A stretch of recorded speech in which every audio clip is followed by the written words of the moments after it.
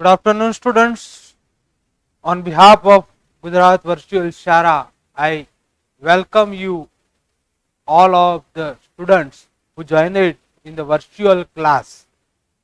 Yesterday, I talked about the language functions of doer is not important, and we almost discuss about this topic.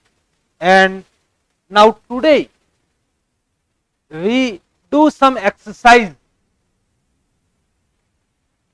in the function doer is not important.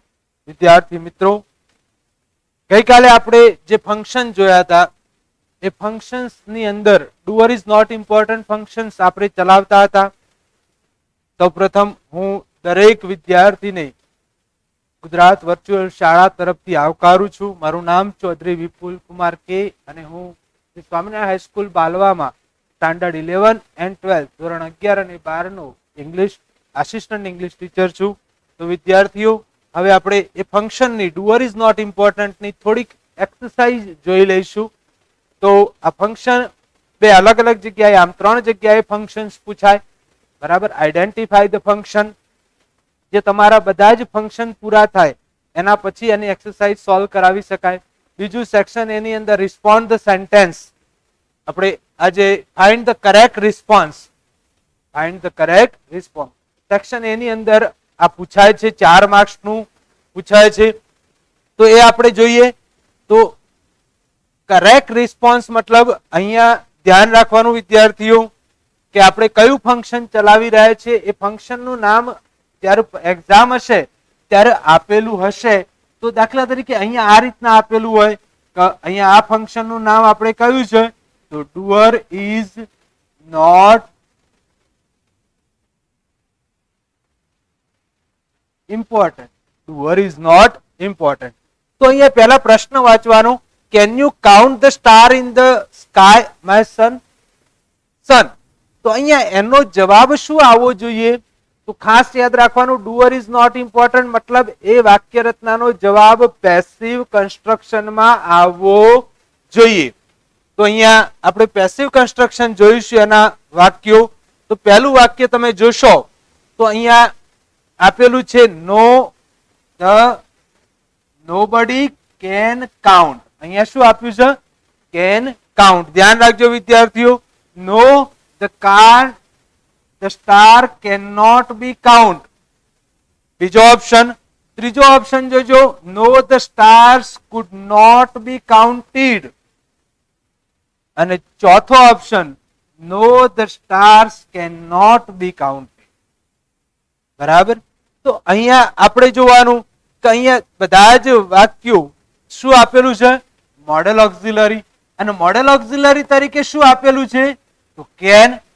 તો can plus be plus past participle જેનો જવાબ આવતો હોય, અહીંયા યાદ રાખવાનું, can be plus past participle જે જવાબ આવતો હોય એ જવાબ સાચો. તો અહીંયા જુઓ, કેન કાઉન્ટ આપેલું છે મતલબ કેન પ્લસ વર્બ એ આવે નહીં. અહીંયા જુઓ, કેન નોટ બી કાઉન્ટ. અહીંયા કેન આપ્યું છે, બી પણ આપ્યું છે, પણ કાઉન્ટ એ શું ગણાય? તો વર્બ ગણાય. તો વર્બ આવે નહીં, પણ શું આવે? Past participle. તો એ પણ જવાબ ખોટો. અહીંયા શું આપેલું છે? કુડ. ભૂતકાળની ક્રિયા નથી અહીંયા જોવાનું, વર્તમાન ક્રિયા છે. બાકી વાક્ય રચના સાચું છે, could not be counted. Counted એ પાસ્ટ પાર્ટિસિપલ આપેલું જ છે. છેલ્લો જવાબ જોશો તમે તો ખ્યાલ આવી જશે આનો જવાબ કયો આવે? Can not be counted. તો can plus be plus past participle, can not be counted. તો જવાબ કયો સાચો?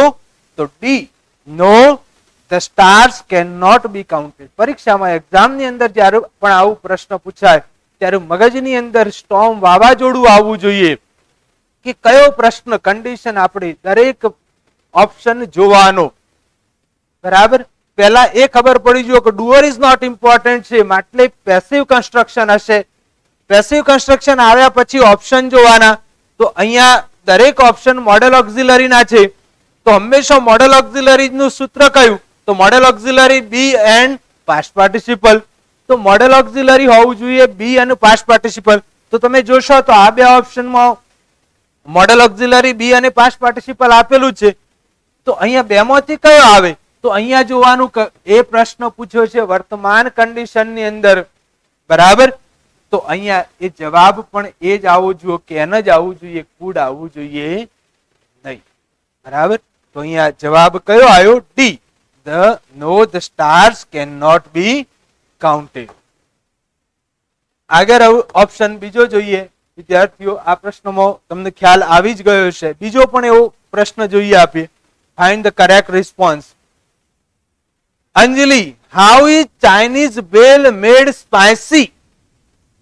અહીંયા પણ સેમ એ જ રીતના પ્રશ્ન પૂછ્યો હશે કે શું હશે કૌંસની અંદર? તો કૌંસની અંદર હશે doer is not important. Doer is not important. તો અહીંયા જોશો તમે કે પહેલામાં શું આપેલું છે? તો શુડ બી એડ, વર્બ જોઈ લેવાનું. બીજામાં શું આપેલું છે? એડેડ. ત્રીજામાં શું આપેલું છે? Should added. ચોથામાં શું આપેલું છે? Should be added. હવે તમે જોશો કે કોઈ પણ પેસિવ કન્સ્ટ્રક્શન હશે તો એની અંદર is am are plus past participle આવે, was were plus past participle આવે, is am are plus being plus past participle આવે, was were plus being plus past participle આવે, અથવા તો હેવ હેઝ કે had plus been plus past participle, અથવા modal auxiliary plus be plus past participle આવે. આ કોઈ પણ વાક્ય રચનાનું પેસિવ કન્સ્ટ્રક્શન ગણાય. હું જે બોલ્યો તે ફરીથી બોલું વિદ્યાર્થી, યાદ રાખજો. કોઈ પણ પેસિવ કરવું હોય કોઈ પણ વાક્યનું, એ ગમે તે ટેન્સમાં હોય, સિમ્પલ પ્રેઝન્ટ ટેન્સ હોય તો એનું is am are plus past participle આવે, સિમ્પલ પાસ્ટ ટેન્સ હોય તો was were plus past participle આવે. બીજું પ્રેઝન્ટ કન્ટિન્યુઅસ હોય તો is am are plus being plus past participle આવે. પાસ્ટ કન્ટિન્યુઅસ હોય તો was were plus being plus past participle આવે. પ્રેઝન્ટ પરફેક્ટ હોય તો have has plus been plus past participle આવે. પાસ્ટ પરફેક્ટ હોય તો had plus been plus past participle આવે. અને મોડેલ ઓક્ઝિલરી કોઈ પણ હોય તો modal auxiliary plus be plus past participle આવે. તો અહીંયા જોશો તો અહીંયા શું આપેલું છે? એડેડ. એકલું એડેડ તો આવે જ નહીં, મતલબ આ જવાબ ખોટો. પહેલા ઓપ્શનમાં જોશો તો should plus be plus add આપ્યું છે, મતલબ વર્બ છે, વર્બ આવે જ નહીં, પણ શું આવે? પાસ્ટ પાર્ટિસિપલ આવવું જોઈએ. અહીંયા જુઓ શુડ એડેડ, મતલબ આમાં modal auxiliary plus past participle ક્યારેય આવતું નથી. Modal auxiliary plus be plus past participle આવે. શું આવવાનું સૂત્ર? Modal auxiliary plus be plus past participle. તો અહીંયા આ પણ જવાબ ખોટો. તો છેલ્લો ઓપ્શન તમે જોશો તો શુડ બી એડેડ આપેલું છે. શુડ એટલે કે એ શુડ શું ગણાય? મોડેલ ઓક્ઝિલરી પ્લસ શું આપેલું છે? બી પ્લસ આ એડેડ શું ગણાય? Past participle. તો જવાબ કયો સાચો થયો? Option D. વિદ્યાર્થીઓ આ રીતના જો તમે જવાબ પ્રયત્ન કરશો આ રીતના શોધવાનો તો તમને આ જવાબ બહુ જ ઇઝીલી આવડશે. કોઈ પણ ફંક્શન હોય એનો જવાબ, એ ફંક્શનનું સેન્ટેન્સ પેટર્ન મગજમાં ક્લિયર હોવી જોઈએ. આગળનું ઉદાહરણ જોઈએ હવે.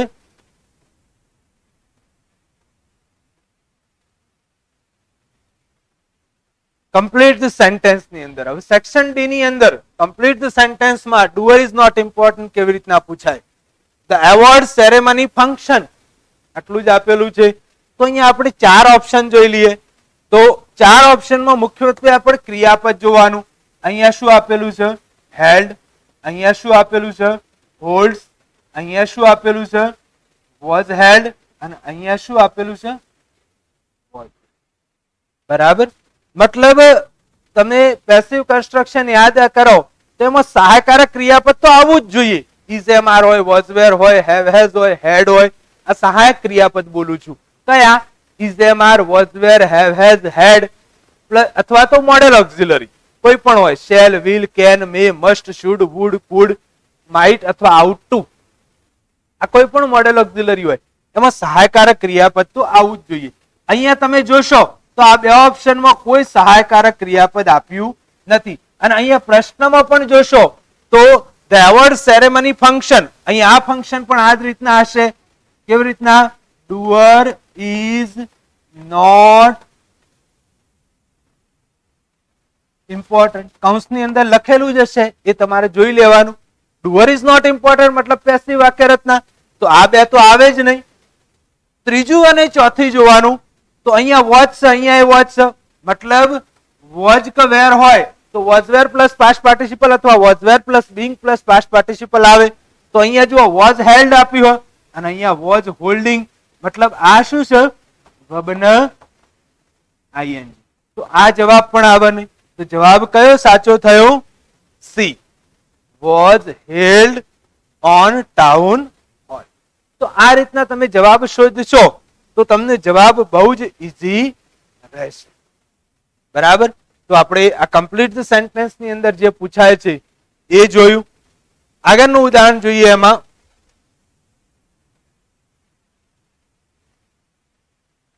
Look the thief, look the thiefs. અહીંયા જોજો, ઓપ્શન પહેલા જોવાના ખાસ. અહીંયા શું આપેલું છે? Are catching. પછી શું આપેલું છે? Are being caught. ત્રીજું શું આપ્યું છે? Is catching. ચોથું શું આપ્યું છે? Are being catch. મતલબ અહીંયા જુઓ, લુક આવ્યું ત્યારે વાક્યની આગળ આ શબ્દ યાદ રાખજો, look, watch, see, listen, run, stop, wait, hear. આવા શબ્દો જ્યારે વાક્યની શરૂઆતમાં આવી જાય ત્યારે એ પ્રેઝન્ટ કન્ટિન્યુઅસ ટેન્સ જ હોય. કયા શબ્દો? Look, watch, see, listen, run, stop, wait, hear. Hear, HEAR, hear, સાંભળો. બરાબર? તો આવા શબ્દો આવે તો જનરલી એ વાક્ય પ્રેઝન્ટ કન્ટિન્યુઅસમાં જ હોય. મતલબ પ્રેઝન્ટ કન્ટિન્યુઅસ નું પેસિવ વાક્ય રચના અહીંયા પણ એ જ રીતના કૌંસમાં આપેલું જ હશે. Doer is not important. તો પ્રેઝન્ટ કન્ટિન્યુઅસ નું વાક્ય રચના કયું? તો ઇઝ, એમ, આર પ્લસ શું આવશે? બીંગ પ્લસ શું આવશે? તો past participle. Is, am, are, being plus past participle આવે. બરાબર? તો અહીંયા જો ઇઝ, એમ, આર કેચિંગ એટલે ના આવે. બરાબર? અહીંયા આર કેચિંગ આપ્યું છે, બીજું ઇઝ કેચિંગ આપ્યું, એ પણ ના આવે. તો જવાબ અહીંયા એક આ અને આ બંનેમાંથી એક હોવો જોઈએ. તો અહીંયા જો કેચ નું પાસ્ટ પાર્ટિસિપલ ખબર હોવી જોઈએ. કેચ નું પાસ્ટ પાર્ટિસિપલ શું થાય? કેચડ થાય કે કોટ થાય, એના ઉપર જવાબ ડિપેન્ડ કરે છે. અહીંયા જુઓ કોટ આપેલું છે, અહીંયા શું આપેલું છે? કેચડ. બરાબર? તો કેચ નું પાસ્ટ પાર્ટિસિપલ શું થાય? જો એ ખબર નહીં હોય તો આ જવાબ આવડશે નહીં. તો અહીંયા સિમ્પલ છે, કેચ નું પાસ્ટ પાર્ટિસિપલ શું થાય? કોટ થાય, કેચડ થાય નહીં. કેચ ક્યારેય ના, કેચડ ક્યારેય ના થાય. કેચ CATCH, એનું પાસ્ટ ટેન્સ CAUGST અને એનું પાસ્ટ પાર્ટિસિપલ પણ CAUGST થાય. માટે જવાબ કયો સાચો? તો બી જવાબ સાચો. બરાબર? આગળનો પ્રશ્ન જોઈએ. એક્સપ્રેસિંગ ઇમોશન્સ અથવા એક્સક્લેમેશન, આ ત્રીજું આપણું ફંક્શન્સ આવ્યું. એક્સપ્રેસિંગ ઇમોશન્સ અથવા તો એક્સક્લેમેશન. ઇમોશન્સ એટલે લાગણીઓ, એક્સક્લેમેશન એટલે ઉદ્ગારો. લાગણીઓ અથવા ઉદ્ગારો દર્શાવવા માટે જે વપરાય એ ફંક્શનને એક્સપ્રેસિંગ ઇમોશન્સ પણ કહેવાય અથવા તો એક્સક્લેમેશન પણ કહેવાય. બરાબર? તો લાગણીઓ બતાવવા માટેના શબ્દો કયા? તો અહીંયા જુઓ શું આપેલું છે? ઓ. બરાબર? અહીંયા શું આપેલું છે? આવા પણ શબ્દો હોય, યાદ રાખજો. અહીંયા બે લખેલા પણ એ સિવાય કયા? ઓ. અહીંયા હુર્રા, વાવ. કયો શબ્દ? વાવ. WOW, વાવ. ત્રીજો શબ્દ કયો? અલાસ. અલાસ એટલે દુઃખ. એના પછી તરત એક્સક્લેમેશન હશે જ. એના પછી તરત શું હશે? ઉદ્ગારની નિશાની હોવી જ જોઈએ વિદ્યાર્થીઓ. વાવ, અલાસ, ઓ. બરાબર? તો અહીંયા જુઓ, ઓ, હુર્રા, વાવ, અલાસ, આવા જે શબ્દ. બીજો એક શબ્દ છે BRAVO, બ્રેવો. બ્રેવો એટલે શાબાશ. અહીંયા જુઓ, ઓ એટલે સરપ્રાઈઝ થયું હોય કે તરો હોય તો એ ઓ વપરાય. જો એમાં પણ ઓ વપરાય. હુર્રા એટલે આનંદ થયો હોય તો હુર્રા વપરાય. વાવ વન્ડરફુલ ગણાય. અલ્લાસ દુઃખ ગણાય. જ્યારે દુઃખમાં હોય ને ત્યારે અલ્લાસ આવે. બ્રેવ કોઈને શાબાશી આપવી હોય તો બ્રેવ. શું આવે? બ્રેવ. તો આવા શબ્દો પણ એક્સક્લેમેશન અથવા તો ઇમોશન્સમાં આવી શકાય. શબ્દો યાદ રાખજો ખાસ વિદ્યાર્થીઓ. નોટની અંદર લખવું હોય તો લખી પણ દેજો કે એક્સપ્રેસિંગ ઇમોશન્સ અથવા એક્સક્લેમેશનમાં કયા શબ્દો આવે. તો generally oh, hurrah, wow, alas and bravo આ શબ્દો એક્સપ્રેસિંગ ઇમોશન્સ અથવા એક્સક્લેમેશન ફંક્શનની અંદર આવે. બીજા કયા શબ્દો આવે તો અહીંયા તમે વિદ્યાર્થીઓ ઝડપથી લખી દેજો કયા કયા શબ્દો હતા. તો ઓ, હુર્રા, વાવ, અલાસ, બ્રેવ. એના પછી ખાસ યાદ રાખવાનું કે એક્સક્લેમેશનની નિશાની હોવી જોઈએ. શબ્દ પછી તરત શું આવવું જોઈએ? એક્સક્લેમેશન મતલબ ઉદ્ગારની નિશાની હોવી જોઈએ. એના પછી આપણે બીજું જોઈએ. અહીંયા બે વાક્ય રચના આપી છે. એક વોટ વાળી અને બીજી હાવ વાળી. એક વોટ વાળી અને બીજી હાવ વાળી. તો આ વાક્ય રચનામાં વોટ વાળી વાક્ય રચનામાં ખાસ યાદ રાખજો વિદ્યાર્થીઓ. અહીંયા લખું છું વોટ આવે. વોટ પછી તરત જ હંમેશા એ અથવા એન શું આવે? એ અથવા એન આર્ટિકલ આવવો જોઈએ. પ્લસ શું આવશે? તો એના પછી તરત જ શું આવશે? એડજેક્ટિવ. શું આવશે? એડજેક્ટિવ એટલે વિશેષણ આવે. વિશેષણ પછી ઓબ્જેક્ટ આવે. શું આવે? ઓબ્જેક્ટ. આ ઓબ્જેક્ટ ક્યારેક કોઈ વાક્યમાં હોતો નથી. યાદ રાખજો ઓબ્જેક્ટ ક્યારેક કોઈ વાક્યમાં હોય નહીં તો ચાલે. બરાબર. એના પછી શું આવે? તો સબ્જેક્ટ કર્તા. અને કર્તા પછી શું આવે? તો વર્બ. અને વર્બ પછી શું આવે? તો અધર વર્ડ્સ. અને પાછળ ઉદ્ગારની નિશાની. તો વાક્ય રચના જોજો ખાસ. વોટ વોટ પછી એક એન આર્ટિકલ આવવો જ જોઈએ. વોટ પછી યાદ રાખજો એ અથવા એન આર્ટિકલ આવવો જોઈએ. કમ્પલસરી ફરજિયાત એની અંદર આવવો જોઈએ. એના પછી એડજેક્ટિવ આવવું જોઈએ. વિશેષણ. ક્યારેક એવા પણ વાક્યો હોય છે કે જેની અંદર વોટ એ અથવા એન આર્ટિકલ ની એડજેક્ટિવ પૂરું. એના પછી વાક્ય જ પૂરું કરી દેવામાં આવે તો પણ એ ઉદ્ગાર એક્સક્લેમેશન ગણાય. બરાબર. What a scene. What a scene શું ગણાય? એક્સક્લેમેશન જ ગણાય. બરાબર. તો આ યાદ રાખવાનું. Vote A N adjective. પછી ઓબ્જેક્ટ, સબ્જેક્ટ, વર્બ અને ઓબ્જેક્ટ. યાદ રાખજો એક્સક્લેમેટરીમાં પહેલા સબ્જેક્ટ આવે પછી વર્બ આવે. વર્બ અને સબ્જેક્ટ એવું નથી આવતું. પહેલો સબ્જેક્ટ પછી વર્બ અને પછી અધર વર્ડ. તો આ એનું સૂત્ર હતું. બરાબર. વોટ નું. હવે એ જ રીતના હાવ નું સૂત્ર જોઈએ. તો હાવ પછી તરત જ શું આવે? તો એડજેક્ટિવ આવે. શું આવે? એડજેક્ટિવ. હાવ પછી એક એન આર્ટિકલ આવતો નથી. વોટ ની અંદર એક એન આર્ટિકલ આવે. હાવ ની અંદર એક એન આર્ટિકલ આવતો નથી. તો હાવ પછી એડજેક્ટિવ. એ જ પછી એ જ રીતના શું આવે? ઓબ્જેક્ટ. પછી શું આવે? તો સબ્જેક્ટ. સબ્જેક્ટ પછી શું આવે? તો વર્બ. વર્બ પછી શું આવે? તો અધર વર્ડ. અહીંયા યાદ રાખજો વિદ્યાર્થીઓ વર્બ હાવ કે વોટ ની અંદર કોઈ પણ ટેન્સ પ્રમાણેનું હોઈ શકે. જેવો ટેન્સ હોય એવી વાક્ય રચના હોય. પણ યાદ રાખવાનું સબ્જેક્ટ અને વર્બ. પહેલો સબ્જેક્ટ આવે પછી વર્બ આવે. તો આ વાક્ય રચના જોશો તમે તો અહીંયા જુઓ પહેલા શું આવ્યું? વોટ. વોટ પછી જોશો તો શું આવ્યું? તરત જ આર્ટિકલ આવ્યો એક એન. બરાબર. Pleasant surprise. આ આખું એડજેક્ટિવ છે. પ્લેઝન્ટ સરપ્રાઈઝ શું ગણાય? આખું એડજેક્ટિવ. અને ઈટ અને ઇઝ. અહીંયા ઈટ એ સબ્જેક્ટ ગણાય અને ઇઝ એ શું ગણાય? વર્બ. અને પાછળ તમે જોશો તો ઉદ્ગારની નિશાની આપેલી હશે. પાછળ શું આપેલું છે? ઉદ્ગારની નિશાની. એ જ રીતના તમે હાઉમાં જોશો તો અહીંયા હાઉમાં ટૂંકું વાક્ય આપેલું છે. How plus kind. Kind A adjective અને ઓફ યુ એ શું ગણાય? એક્સ્ટ્રા વર્ડ્સ મતલબ અધર વર્ડ્સ. આમાં સબ્જેક્ટ ઓબ્જેક્ટ નથી, સબ્જેક્ટ નથી ને વર્બ નથી, છતાં પણ એને એક્સક્લેમેશન તો કહેવાય.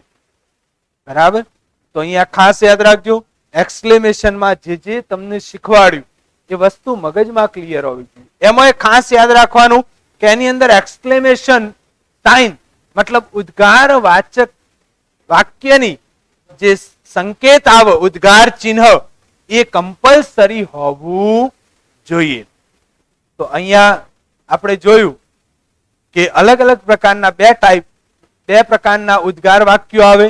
એક ઓ હાવ, બરાબર, ઓ વાવ, હુર્રા, અલાસ, બ્રેવો, આ પ્રકારના ઉદ્ગાર આવે જે તમને અહીંયા ઉદાહરણમાં દેખાય છે.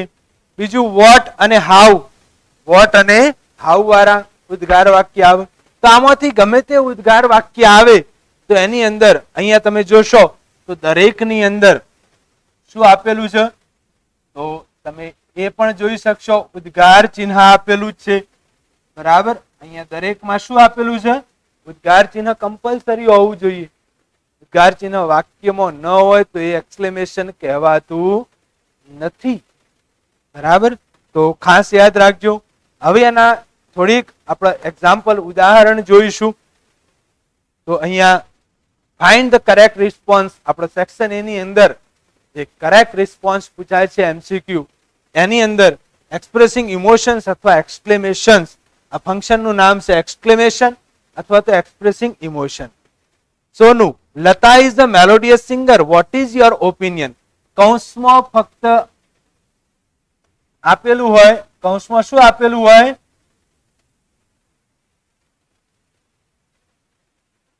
એક્સક્લેમેશન. શું આપેલું હોય? એક્સક્લેમેશન અથવા તો એક્સપ્રેસિંગ ઇમોશન અથવા ઇમોશન્સ એકલું આપેલું હોય. તો આપણે જે મેં તમને વાક્ય રચના કહી એમાંનું વાક્ય રચના શોધવાનું. તો જે વાક્યમાં પૂર્ણ વિરામ હશે એ વાક્ય તો આવે જ નહીં. એ વાક્ય તો સીધું કટ કરી દેવાનું. યાદ રાખવાનું, એક્ઝામ ની અંદર એક્સક્લેમેશન અથવા એક્સપ્રેસિંગ ઇમોશન્સ પૂછાયું હોય તો યાદ રાખવાનું પૂર્ણ વિરામ હોય તો એ વાક્ય ના આવે.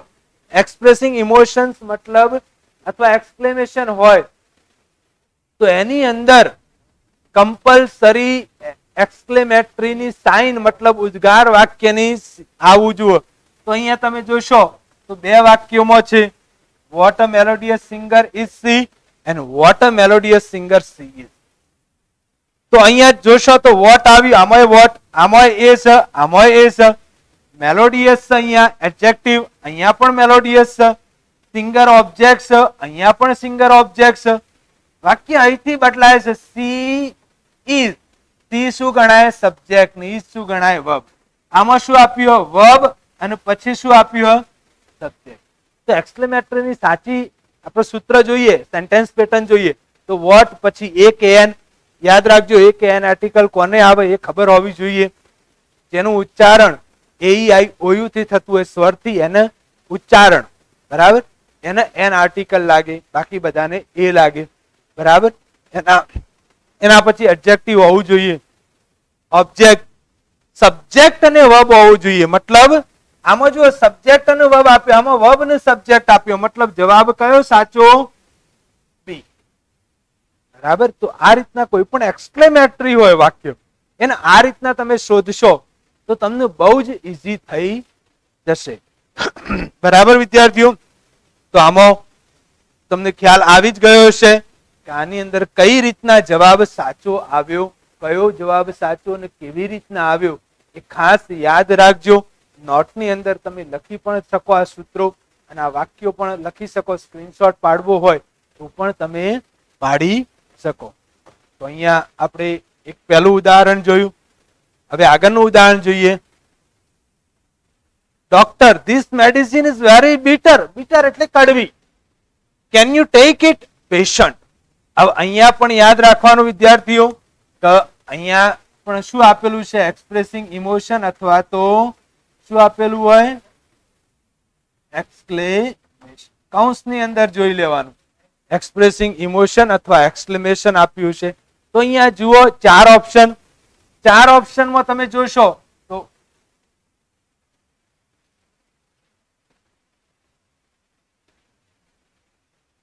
ચાર ઓપ્શનમાં તમે જોશો તો અહીંયા એ ઉદ્ગાર છે, અહીંયા એ ઉદ્ગાર છે, અહીંયા એ ઉદ્ગાર છે.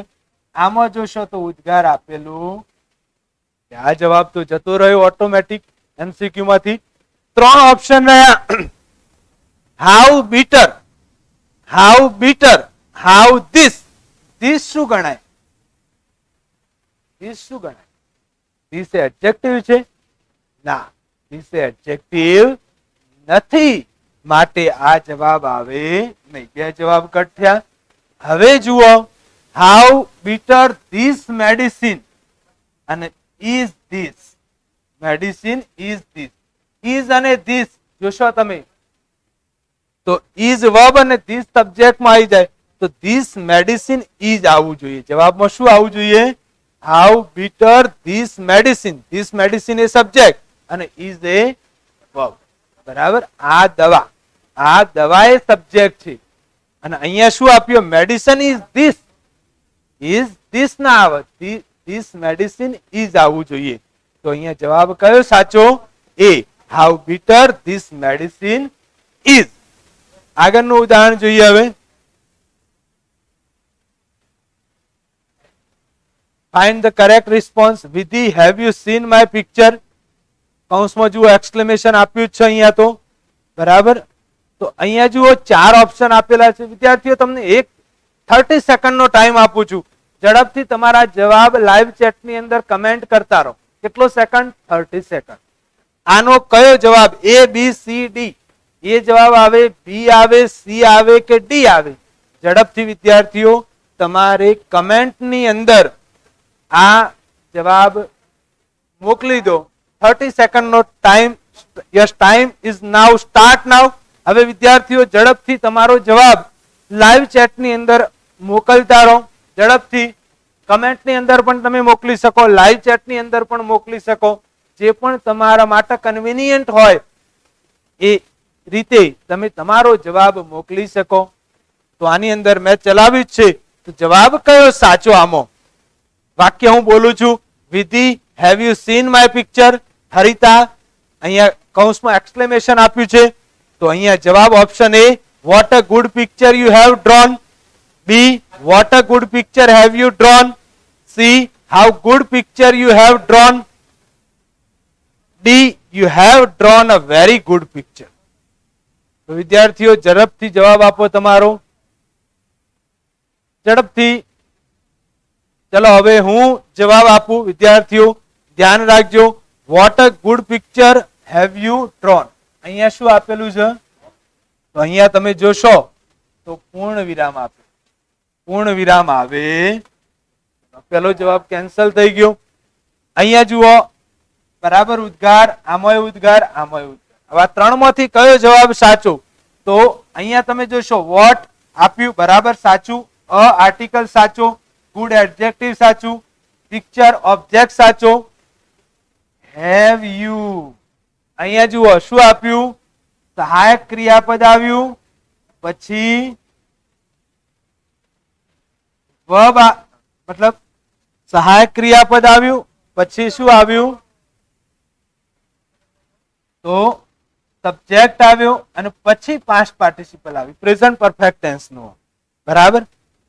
તો પેલા ધ્યાન રાખજો, હેવ યુ ડ્રોન આપેલું છે. અહીંયા જુઓ હાઉ બરાબર, ગુડ બરાબર, પિક્ચર હાઉ પછી adjective good, picture object, you subject, have a સહાયક ક્રિયાપદ અને ડ્રોન એ. બરાબર. તો કોઈ પણ વાક્ય હોય, આપણે સૂત્ર કયું છે?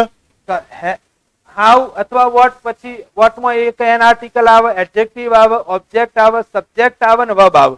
મતલબ સબ્જેક્ટ પછી સહાયક ક્રિયાપદ હોવું જોઈએ, પ્લસ પછી વર્બ હોવું જોઈએ અને પછી અધર વર્ડ્સ હોય તો અધર વર્ડ્સ કમ્પલસરી નથી.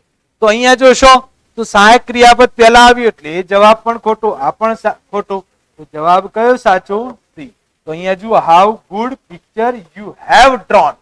You have drone. બરાબર. તો અહીંયા જવાબ સાચો અહીંયા આવશે C. How good picture you have drone. તો વિદ્યાર્થીઓ યાદ રાખજો, બરાબર. સબ્જેક્ટ પછી સહાયક ક્રિયાપદ આવવું જોઈએ. સહાયક ક્રિયાપદ પહેલા કદી એક્સક્લેમેટરીમાં આવતું. પ્રશ્નાર્થ વાક્યમાં સહાયક ક્રિયાપદ પહેલા આવે, પછી સબ્જેક્ટ આવે. પણ એક્સક્લેમેટરી વાક્યમાં સબ્જેક્ટ પછી જો સહાયક ક્રિયાપદ હોય તો એ આવે, અને પછી જે વર્બ આવતું હોય, મતલબ ગમે તે વર્બ હોય, એ વર્બ હોય, પાસ્ટ પાર્ટિસિપલ હોય, વર્બ આઈએનજી હોય, પાસ્ટ ટેન્સ હોય, એ પછી આવે, અને પછી એના પછી અધર વર્ડ ચાલે. તો અહીંયા જવાબ કયો સાચો? C, how good picture you have drone. આગળનો હવે જોઈએ, ફાઇન્ડ ધ કરેક્ટ રિસ્પોન્સમાં ચોથો પ્રશ્ન આવ્યો, બરાબર. તો અહીંયા ચોથો પ્રશ્ન જોજો. Kavya, this question is very difficult, I don't know the answer, just have a look please. Mannat, exclamation. તો એક્સક્લેમેશન માં અહીંયા જુઓ 4 ઓપ્શન આપેલા છે, બરાબર. અહીંયા કેટલા ઓપ્શન આપેલા છે? 4. વિદ્યાર્થીઓ તમે જવાબ ઝડપથી આપવા પ્રયત્ન કરજો. તમે આનો જવાબ કમેન્ટ ની અંદર અથવા લાઈવ ચેટ ની અંદર ઝડપથી આપજો, બરાબર. જે હું જોઉં જ છું કમેન્ટ, જ્યારે ક્લાસ તમારો કમ્પ્લીટ થાય પછી બધી કમેન્ટ જોઉં જ છું, લાઈવ ચેટ પણ જોઉં છું, બરાબર. કમેન્ટ ની અંદર તમારો કોઈ પ્રશ્ન હોય તો તમે કરી શકો, એનો જવાબ આપવા હું પૂરેપૂરો પ્રયત્ન કરીશ. તો અહીંયા તમારો જવાબ કયા 4 ઓપ્શન બોલી જાઉં છું વિદ્યાર્થીઓ. A, it is very easy. B, I don't know the right answer. C, how difficult is this question? D, how difficult this question is. તો વિદ્યાર્થીઓ તમે તમારો જવાબ ઝડપથી કમેન્ટ ની અંદર અથવા લાઈવ ચેટ ની અંદર, જે તમામ વિદ્યાર્થીઓ જોડાયેલા હોય, જે વિડીયો ક્યારેય પણ જોતા હોય, તો એ ઝડપથી વિદ્યાર્થીઓ એના ટાઈમ પછી તમે કમેન્ટ ની અંદર જવાબ આપી શકો. ઝડપથી તમારો જવાબ. ચલો વિદ્યાર્થીઓ, તમારો જવાબ લગભગ મોટાભાગના જે જોડાયેલા વિદ્યાર્થીઓ છે એમને લાઈવ ચેટ ની અંદર જવાબ આપી દીધો હશે. તો હવે આપણે જવાબનું સોલ્યુશન કરીએ. તો અહીંયા જુઓ, it is very easy, I don't know the answer, આમાં પણ એક્સક્લેમેશન નથી, મતલબ જવાબ અહીંયા 2 ઓપ્શન માંથી એક ઓપ્શન આવવો જોઈએ. How difficult is this question, અહીંયા શું આપેલું? ઇઝ, પછી ધીસ, મતલબ વર્બ ક્યાં આવી ગયું? આગળ. અહીંયા ધીસ ક્વેશ્ચન એ સબ્જેક્ટ અને ઇઝ એ વર્બ. તો જવાબ કયો સાચો થાય? ડી. ડી જવાબ સાચો. How difficult this question is. તો આ રીતના એક્સક્લેમેશન ની અંદર, જ્યારે પરીક્ષાની અંદર, એક્ઝામની અંદર ફાઇન્ડ ધ કરેક્ટ રિસ્પોન્સ ની અંદર એક્સક્લેમેશન નું જ્યારે કોઈ વાક્ય પૂછાય તો એનો જવાબ તમે આ રીતના આપી શકો. મોટા ભાગના વિદ્યાર્થીઓને આનું ખ્યાલ આવી જ ગયો છે એક્સક્લેમેશન નું, બરાબર. આગળ જોઈએ હવે, complete the sentence, respond the sentence, find the correct response. Section A માં આપણે જોયું કે આવે છે MCQ. Complete the sentence section D ની અંદર આવે છે. ચલો એક્સક્લેમેશન નું જોઈએ. હાઉ, ફક્ત શું આપેલું છે? હાઉ. આવું વાક્ય પૂરું કરવાનું. તો હાઉ નું વાક્ય આવે ત્યારે તરત જ મગજમાં ક્લિયર થઈ જવું જોઈએ કે how plus adjective plus object plus subject plus verb plus other words. How plus adjective plus object plus subject plus verb plus other words. એ વાક્ય રચના જેમાં હશે એ વાક્ય રચના સાચી, બરાબર. તો અહીંયા તમે જોશો કે એકમાં ક્વેશ્ચન માર્ક આપેલું છે, જે જવાબ ખોટો. બીજામાં પણ ક્વેશ્ચન માર્ક આપેલું છે, જે જવાબ ખોટો. Question mark generally inquiry as nature ની અંદર આવે, બરાબર. ડ્યુરેશન ઓફ ટાઈમ ની અંદર આવે, પોઈન્ટ ઓફ ટાઈમ ની અંદર આવે, બરાબર. ઇન્ક્વાયરી એઝ નેચર ની અંદર પ્રશ્નાર્થ વાક્ય આવે, બરાબર. તો અહીંયા 2 જવાબ થયા. હાઉ યુ લુક, અહીંયા જુઓ શું આપેલું છે? યુ. યુ એ શું ગણાય? સબ્જેક્ટ. લુક એ શું ગણાય? વર્બ. ત્યારે હાઉ નું કન્સ્ટ્રક્શન કયું હતું? તો how plus adjective plus object plus subject plus verb plus extra word. Sorry, પાછળ ઉદ્ગાર ની ચિહ્ન. કયું વાક્ય? ઉદ્ગાર ચિહ્ન. તો અહીંયા જુઓ તમે, હાઉ બ્યુટીફુલ એ શું ગણાય? એડજેક્ટિવ. યુ એ શું ગણાય સબ્જેક્ટ, લુક એ શું ગણાય વર્બ અને ઇન ધીસ પ્લેસ એ શું ગણાય એક્સ્ટ્રા વર્બ. તો જવાબ કયો સાચો થયો? એ. જવાબ કયો સાચો થયો? એ. બરાબર. કેવી રીતના થયો? તો અહીંયા જુઓ તમે સૂત્ર પ્રમાણે હાઉ પ્લસ સબ્જેક્ટ આવતું જ નથી. હાઉ પ્લસ શું આવે? એડજેક્ટિવ. એડજેક્ટિવ પછી ઓબ્જેક્ટ મેં તમને કહ્યું તો કે ઓબ્જેક્ટ હોય પણ ખરો ન પણ હોય. બરાબર. તરત જ શું આવ્યું? સબ્જેક્ટ. લુક એ શું ગણાય? તો વર્બ. સિમ્પલ પ્રેઝન્ટ ટેન્સ માં વર્બ ક્રિયાપદનું મૂળ રૂપ ગણાય અને ઇન ધીસ પ્લેસ એ શું ગણાય? તો એક્સ્ટ્રા વર્ડ્સ ગણાય. બરાબર. તો અહીંયા આપણે એ જવાબ જોયો. બીજું એક વાક્ય સોલ્વ કરીએ હવે. સોરી, અહીંયા ડુઅર ઇઝ નોટ ઇમ્પોર્ટન્ટ, મતલબ એક્સક્લેમેશન ના આ સેન્ટેન્સ પેટર્ન પૂરી થઈ. હવે આની અંદર જે આપણે વાક્ય રચનાઓ રિસ્પોન્ડ ધ સેન્ટેન્સ, મતલબ ફાઇન્ડ ધ કરેક્ટ રિસ્પોન્સ અને કમ્પ્લીટ ધ સેન્ટેન્સ, જે ઉદાહરણ તમને ચલાયા એ ધ્યાનથી જોજો. એ સિવાય પણ તમારી અંદર તમારી જોડે કોઈ રેફરન્સ બુક્સ હોય તો એની અંદર અસંખ્ય ઉદાહરણો આપ્યા હશે, તો એની અંદર તમે સોલ્વ પણ કરી શકો. બરાબર. હવે આગળનું ચોથું ફંક્શન આવ્યું talking about people, place, thing in relation to something. બરાબર. બહુ આ ફંક્શન નું નામ બહુ લોબું છે. ટોકિંગ અબાઉટ પીપલ એટલે કે લોકો વિશે કહેવાનું હોય. પ્લેસ એટલે સ્થળ વિશે કહેવાનું હોય. થિંગ એટલે વસ્તુ વિશે કહેવાનું હોય. અહીંયા ધ્યાન રાખજો, ઇન રિલેશન ટુ સમથિંગ.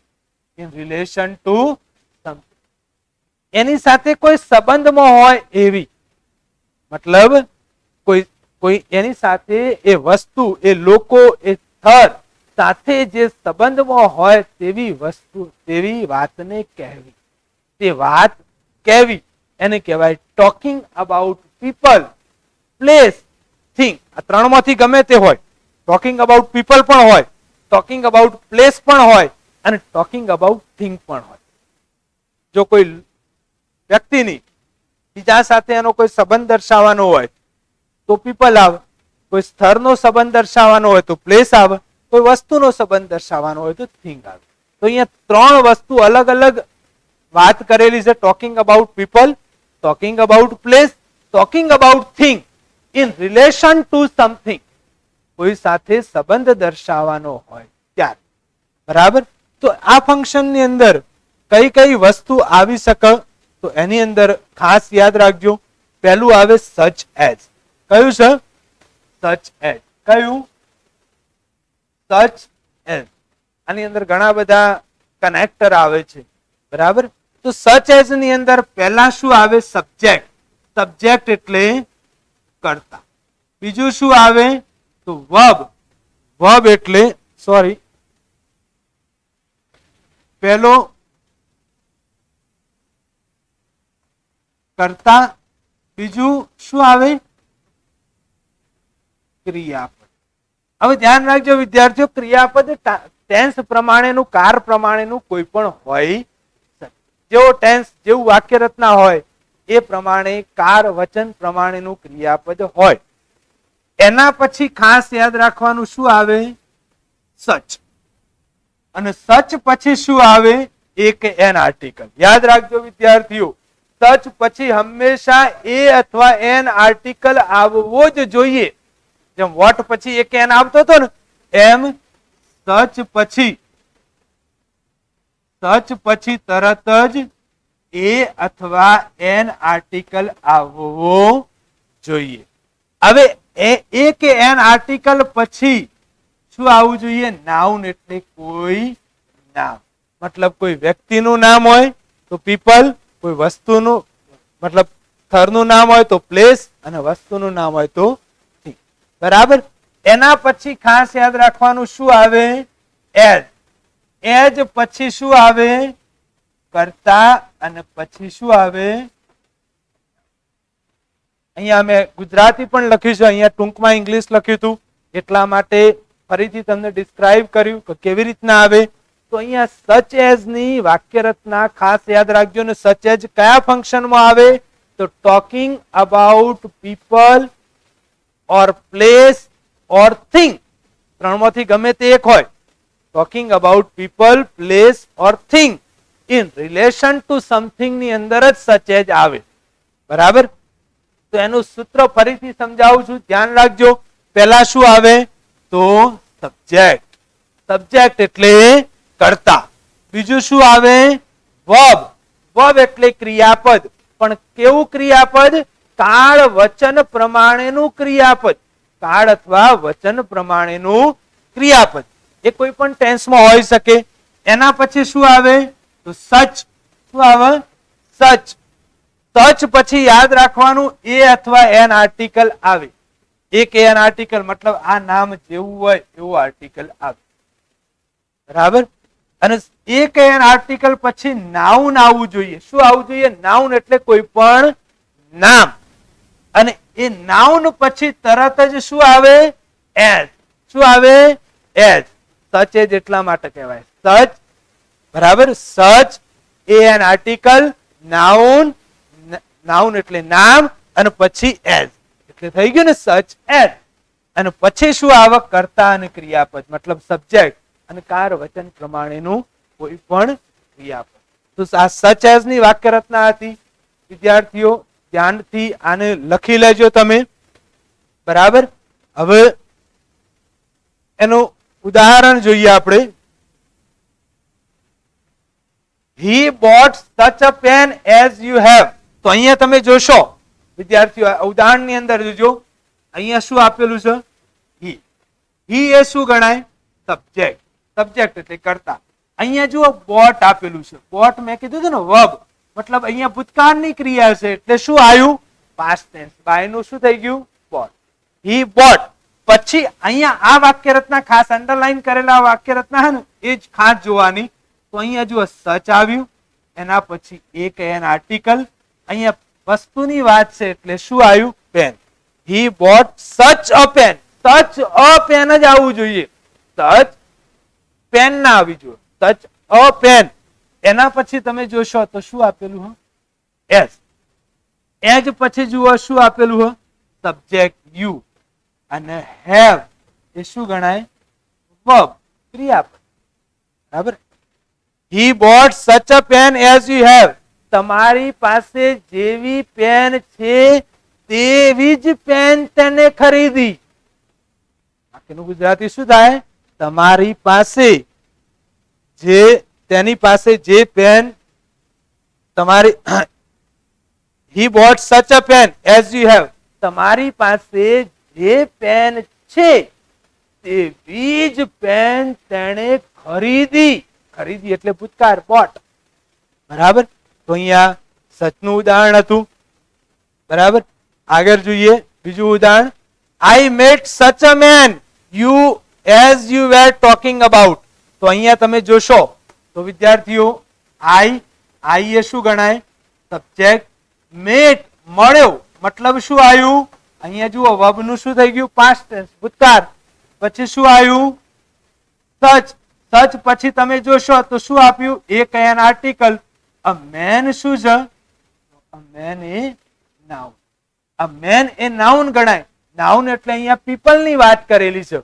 બરાબર. આગળનામાં પેન હતી તો પેન એ થિંગ માં આવે, વસ્તુમાં. અહીંયા અ મેન છે તો મેન એ શું ગણાય? પીપલ. મતલબ talking about people in relation to something. એના પછી તમે જોશો તો તરત શું આવ્યું? એઝ. યુ એ શું ગણાય? સબ્જેક્ટ.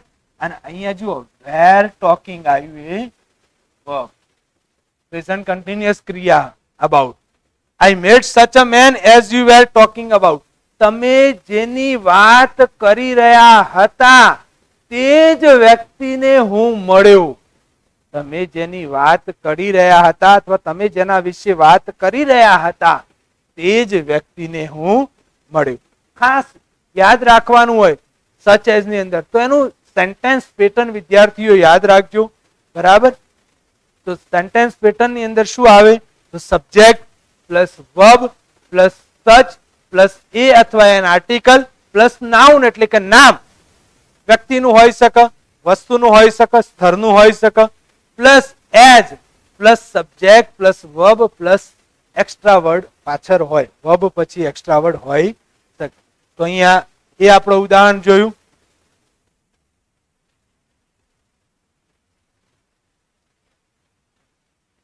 10 m વિદ્યાર્થીઓ 10 m જ આપણે આવતીકાલે ચલાવીશું. તમારે સૂત્ર જોવું હોય તો એનું જોઈ શકો, એના ઉદાહરણ પણ જોઈ શકો. આ જ એક્ઝામ્પલ, આજનો ટાઈમ અહીંયા પૂરો થવા આવ્યો છે, માટે આ ફંક્શન આપણું 10 m છે એ ચાલશે નહીં. આવતીકાલે તમારે ઉદાહરણ એનું જોવા હોય, એની વાક્ય રચના જોવી હોય તો જોઈ શકો.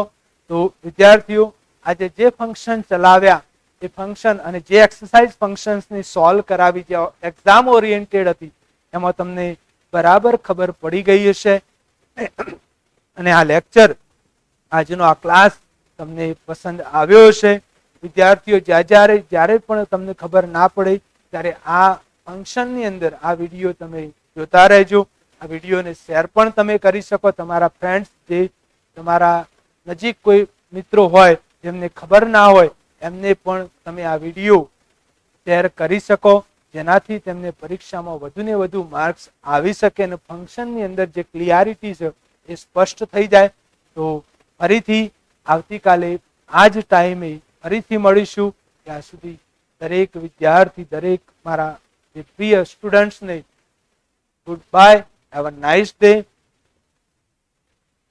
આ વિડીયોની અંદર તમને કોઈ પ્રશ્ન હોય તો તમે કમેન્ટ પણ કરી શકો છો મને. એ કમેન્ટનો જવાબ હું ચોક્કસ આપવા પ્રયત્ન કરીશ જો કોઈ પ્રશ્ન હોય તો. Good bye students.